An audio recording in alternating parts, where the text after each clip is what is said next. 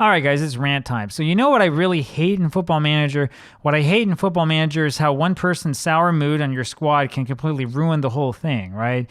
I don't know if we have this to blame for the poor form that we've had recently here in the Manchester United save.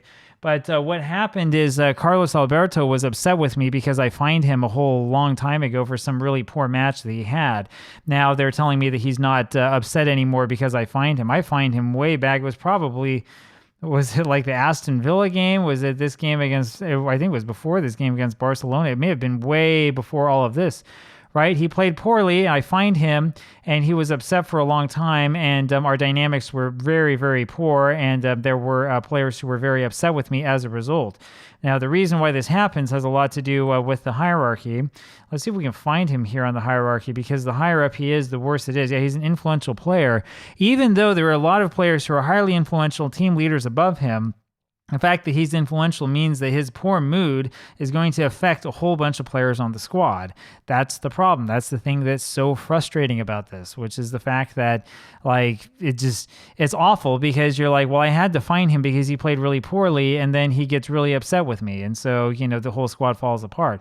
Interesting. George Best is no longer opposed to me. This is a problem in Football Manager. It needs to be not so heavy when a player is upset with you. If the game wants to continue having this fining system and having, the morale system and stuff like that, the morale system really is completely overboard in this game. It can cause bizarre results to take place just because someone's upset because you told them that they did poorly in a match that they did poorly in, right? That's the problem. The problem is you're not telling them something that is unreasonable. You're telling them something that is correct and that is absolutely reasonable, is absolutely the case, and they get upset with you anyway. Carlos Alberto is spirited, but he does have, I believe, good professionalism. Let's see if we can figure this out.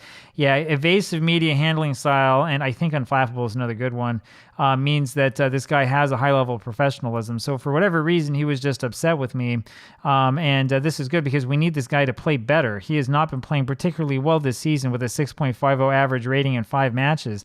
That's not what we want to see. We want to see him do better than that. We need to have him play well, because if he plays well, then the whole team will play well and we can get through this. Now, give you an example or an idea of what we're up against. Our schedule has us playing against Arsenal in this upcoming match tomorrow in the next leg of the Champions League. This is on the road. I hope we win because we need money. We then play Arsenal again 3 days later. After that, we play Marseille, which we should win. Fiorentina, which we're absolutely going to win. And then we play PSG, which is another rough match. All of this is in the league.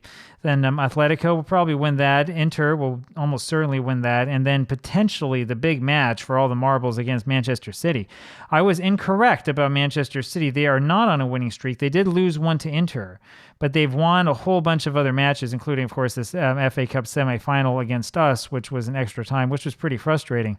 The reason why we have fallen apart is not because we have a bunch of 1-0 victories, but because we had these defeats in the league. Real Madrid, Barcelona, and FC Bayern München. And that's the problem. We went into this Bayern München match with a lead of, I think, 9 points.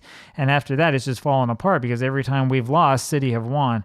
So that's kind of what we're looking at here in the future. It would just be nice if we could keep these players happy and if we could make good things happen.